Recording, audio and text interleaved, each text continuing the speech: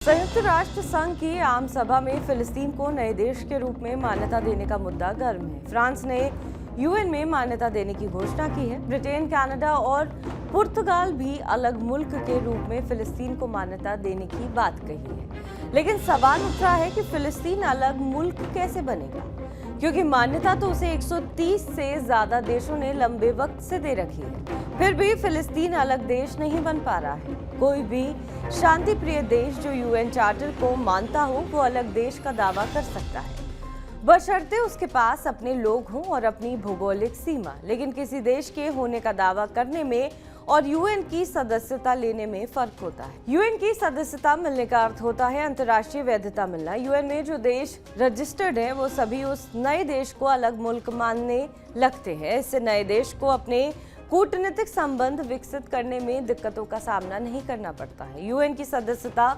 मिलते ही संबंधित देश को यूएन चार्टर के मुताबिक सुरक्षा मिलती है, जो किसी देश के लिए काफी जरूरी होता है।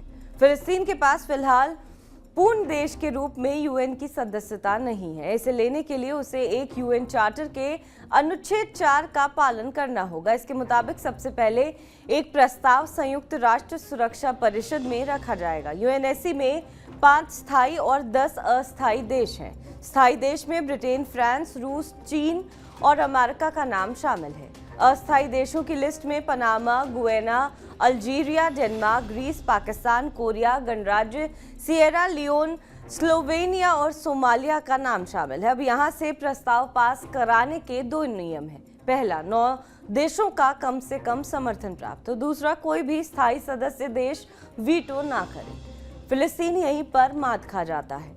अमेरिका स्थायी सदस्य देश है जो फिलिस्तीन के मान्यता का विरोध करता है। यहाँ पर पिछली बार उसने वीटो कर दिया था, जिसके कारण फिलिस्तीन का मामला लटक गया था। जिस तरीके से यूरोप और मध्य पूर्व के अधिकांश देशों ने फिलिस्तीन के लिए पैरवी की है, उससे अब उसके अलग मुल्क बनने का रास्ता काफी हद तक साफ हो गया है। फ्रांस और बेल्जियम जैसे देशों ने जल्द ही फिलिस्तीन में दूतावास खोलने की बात कही है।